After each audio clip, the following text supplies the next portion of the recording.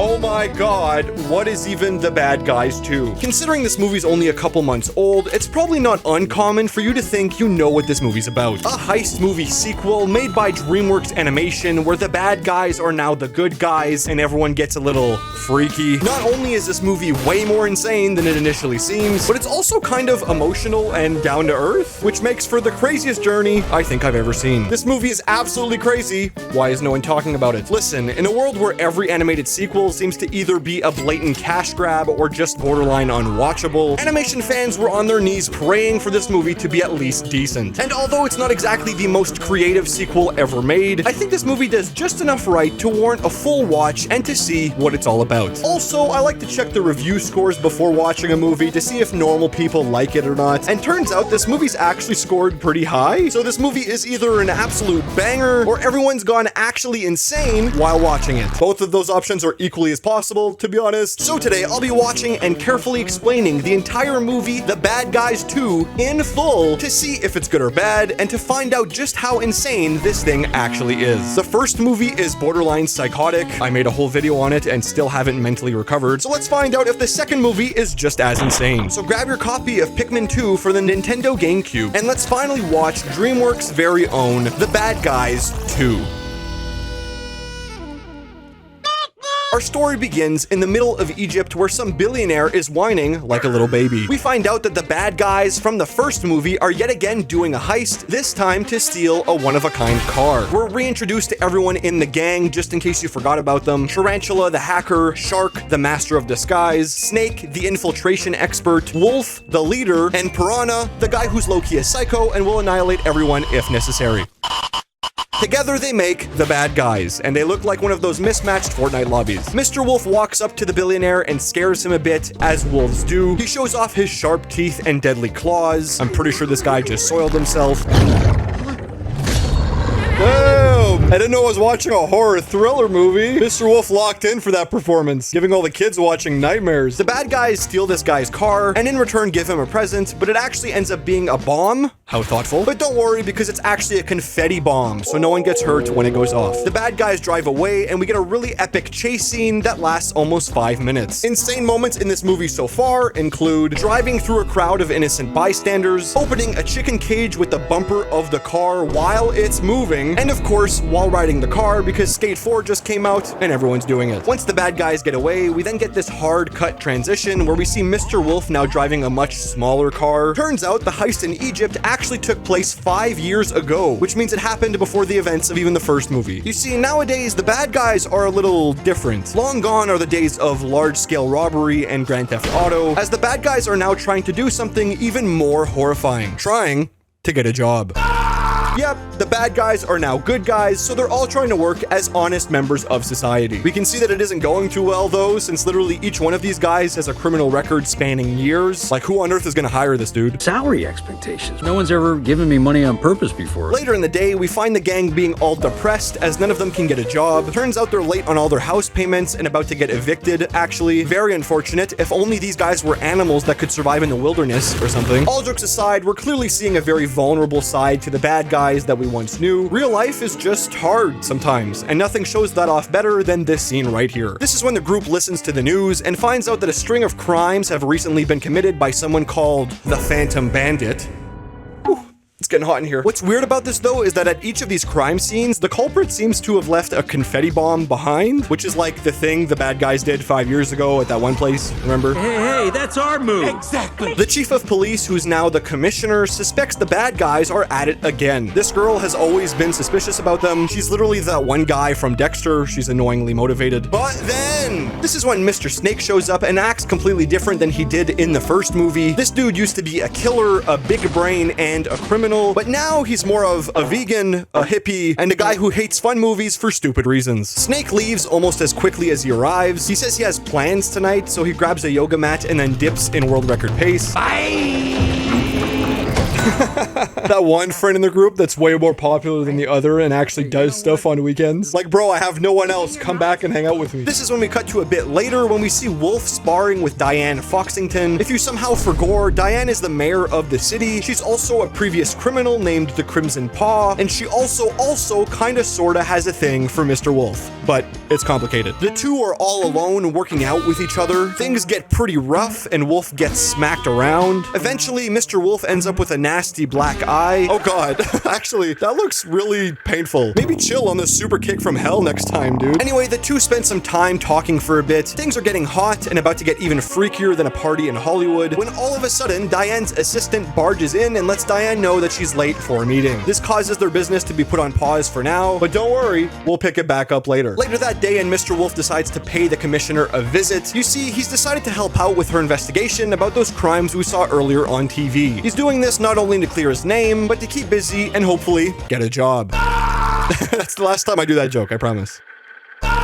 Although the commissioner is reluctant at first, she actually could use the help, so before you know it, all the bad guys show up and solve some clues. They do this while annoying the hell out of the commissioner, by the way. This place is like a daycare. They just keep moving around and they're loud. I should also mention that all the bad guys show up to help, except for Mr. Snake, who's ghosting their calls all the time for some reason. That doesn't matter though, because eventually Mr. Wolf finds out that all the items that have been stolen are made of the same material. That material being one called, oh god, how do I say this?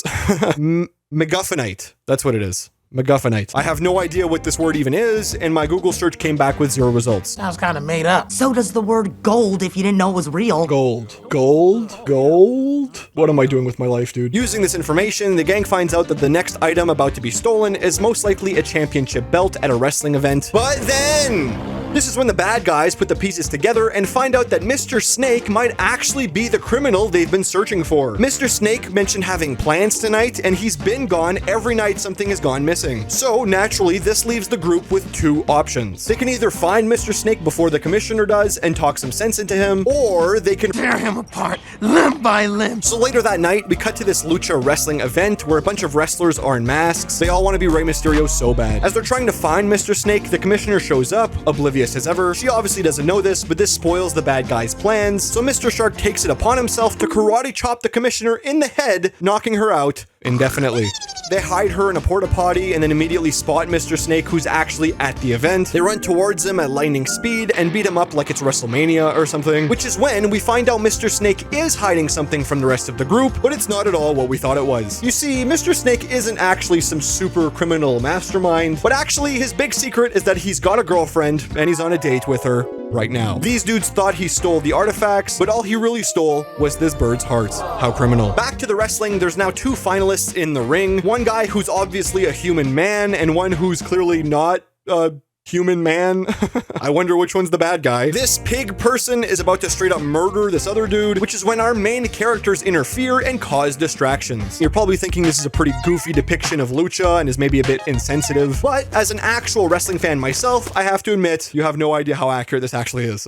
Everyone wrestles at once now. The visuals and camera work in this scene are actually amazing. Like, it's super well done. The wrestling of all the characters is also super cool. Shout out to my goat, Io Sky. As the match ends, the pig secretly puts the belt onto Mr. Piranha somehow, so everyone immediately blames the bad guys for stealing it, or trying to, I guess. And instead of clearing things up and telling the truth, the bad guys do the worst thing imaginable and run away with the belt, which everyone sees, including the commissioner. No way the belt is stuck on him like that. How unlucky do you have to be in that position? That's like walking through TSA and accidentally tripping onto a gun. So now the bad guys are on the run. The cops and the general public all think the bad guys are criminals again. Also, the bird lady girlfriend is with them for some reason. What's going on here? Later that night, we find out about how Mr. Snake and the bird met. It's not really much of a story. They were just both on the bus at the same time and had a good fiber optic connection. Oh, and also this. This is when Wolf makes a call to Diane asking for help, and she says she'll do her best to figure out some more information. But then, as Mr. Wolf returns to the van, he sees all of his friends passed out, and perhaps even crazier, he sees the bird lady with a gun. The gun actually shoots sleep darts, not bullets. So Mr. Wolf is asleep now, like the others. Between all the guns, lies, and sexual tension, this DreamWorks movie is pretty insane so far, I'd say. But trust me, okay, you haven't seen anything yet. The bad guys wake up to be surrounded by some familiar faces. Pigtail, the boar, I'm probably just gonna call her Pig. Agent Doom, the raven, I'm probably just gonna call her Bird. And a new face, Kitty Cat, the snow leopard, I'll probably just call her Cat. Honestly, it's easier to remember. These three women make up the group called the Phantom Bandit. That's right, it wasn't just one person, but a group of people this entire time. What? This is so crazy. I'm in shock paralysis. This group that I'm now calling the Bad Girls have this plan to steal an actual rocket ship for some reason. The reason the Bad Girls kidnap the bad guys is for them to help steal the rocket. The Bad Girls can't do it alone. No one wants to be friends with them. The bad guys obviously say no because they're good now, but turns out that Kat actually has video evidence of Diane Foxington being a criminal. This adds a whole new layer to the problem. Basically, the bad guys now have to help the Bad Girls, or else Kat will release the video and the whole world will know who Diane really is, and she'll lose basically everything. Play along, and Diane's secret is safe. Holy, that's actually really cool. I mean, extortion and blackmail isn't cool, but cartoon characters doing it is kinda. It's like Breaking Bad, but with animals. Breaking Beak. Speaking of Diane, she's doing her part now to find out more information. She visits a very familiar prison where she meets up with who else but Professor Marmalade. He's the same crazy psychopath villain from the first movie, although he is a gym bro now, which means he eats raw protein and probably plays Plants vs. Zombies Garden Warfare. If you don't know this guy, watch my video on the first movie to learn more, and then come back here, I promise it's worth it. Diane asks Marmalade about the material MacGuffinite, to which Marmalade says he'll tell her everything after a quick game of Connect 4. I'm not kidding. Would you like to play a game? Backstabbing governors first. We then cut to the bad guys and bad girls. They're getting ready to pull off a heist. Turns out the rocket ship they're trying to steal is owned by this billionaire who's getting married today. So the plan is to steal this guy's bracelet, which will give everyone access to the spaceship. It's really that simple. Surely nothing will go wrong. At the wedding, everyone is in disguise and playing the part. Cappuccino, extra grande, tutti frutti. There's a bunch of cool spy stuff that happens, but honestly, none of that really matters, which is when Mr. Wolf walks in acting like a billionaire himself. He reminds me of Doug Dimmadome, owner of the Dimsdale Dimmadome, if you know who that is. Wolf is about to shake the billionaire's hand and steal the bracelet, but then, and perhaps the cruelest bit of irony, who else shows up but the billionaire from the beginning in Egypt that Wolf and his friends stole from all those years ago. Wolf immediately recognizes him, so he hides his face and fails at stealing the bracelet. Also, this billionaire is still super rich and is completely fine all these years later after getting his car stolen, which further proves that billionaires have too much money and should redistribute their wealth, but that's a topic for another video. Kat shows up and gets Wolf out of there as Plan A is a total failure. Mission failed.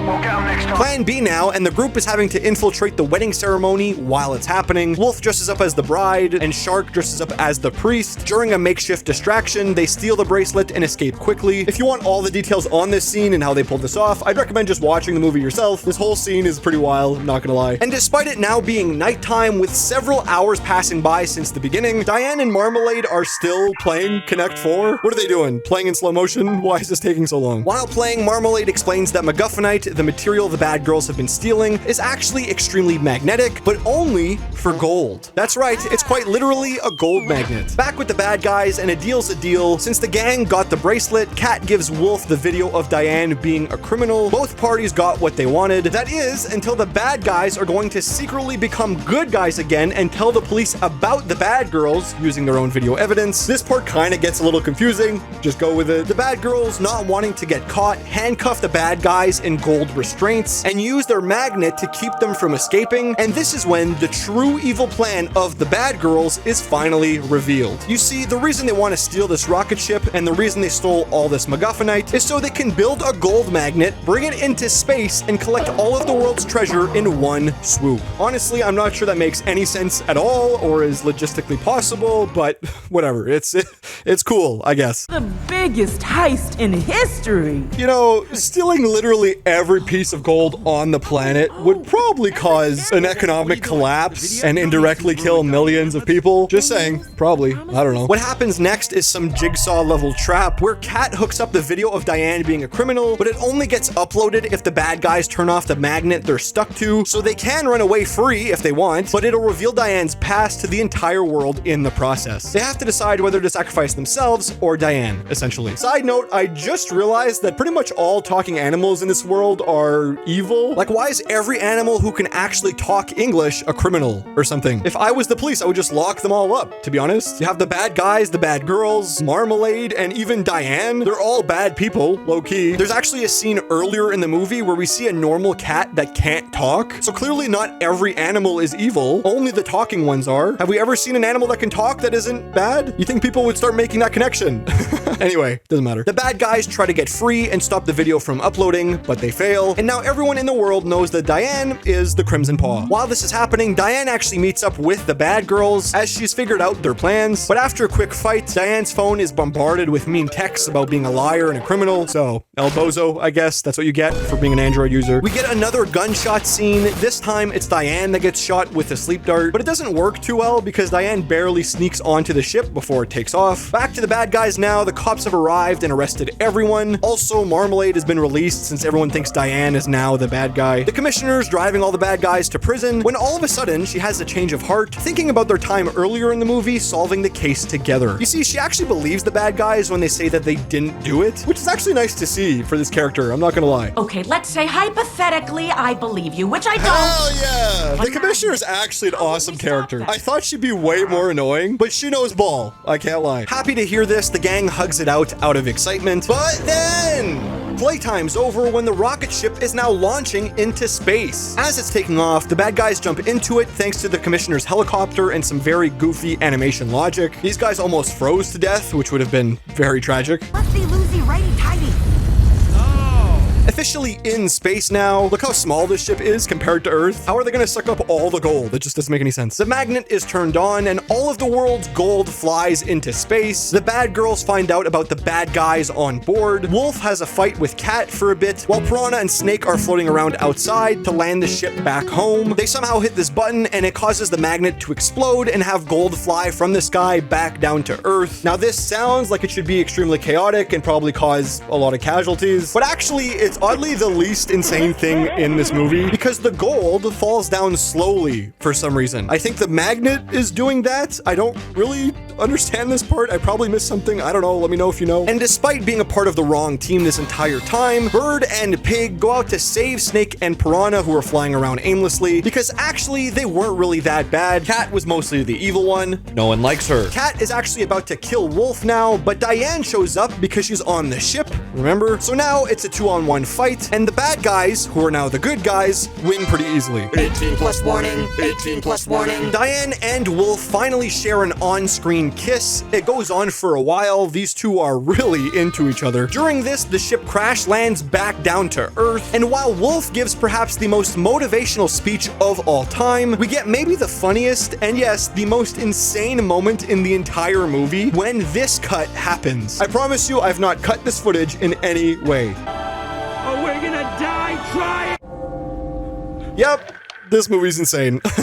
As the commissioner gives a heartfelt speech on behalf of the bad guys, a crowd of people cry in their honor, at least knowing now that they were all good after all. It's a very sad scene when our heroes are finally gone, but then don't cry your eyes out just yet, because turns out the bad guys aren't actually dead, at least not literally, as we find out that them dying was just fake news by the police, as they're now going to be undercover secret agents. This is cool because it not only solves their whole everyone hates them problem, but it also gets everyone in the group what they've always wanted all along: a job. There's a cool slow motion walk where everyone looks like a Men in Black character because they're secret agents. This clearly sets up a Bad Guys 3, and that's kind of just the end. And that was the entire movie. The Bad Guys 2. Was it actually a good movie? I'd say so, yeah. Both Bad Guys movies were actually pretty great. Since this movie is pretty new, there isn't that much criticism for it yet, but even then, I think it's solid enough to just be known as a good sequel. It's exciting, it's funny, it's action-packed, it's also sexual like 15% of the time. That's a bit weird. Some story elements kind of make no sense at all to me, to be honest. And the animation, although amazing, sometimes has logistical flaws, but who really cares about that? This movie's wild. There's even a post-credits scene where we see Marmalade still in space in his golden car, as we find out that this was actually all part of his plan. The car transforms like a bionicle and he flies off, presumably to film the third movie in a couple years. But all in all, this movie was extremely fun, and if you told me it was one of your favorite animated sequels in recent memory, I honestly wouldn't blame you. You can watch this movie and get pretty hyped, but you can watch this movie and also get pretty emotional. And for that, I say this sequel to The Bad Guys is pretty good, guys. If you like this video and want to see more, check out my channel. I've got a bunch more videos just like this. Leave a like and comment if you want to help me out, and hype the video if you can. It helps a bunch. You can also become a member if you want to support me directly. It starts at only $1 and gets your name at the end of all my future videos right here. It also gets you exclusive access to my full reactions to the movies I cover. Those aren't up yet, but they will be starting very, very soon with this specific movie franchise. Thank you so much to all my current members. Everyone here is awesome, and your support truly means the world to me. Paula Abdul scores this one a solid evil snow leopard out of 5. And yeah, thanks for watching.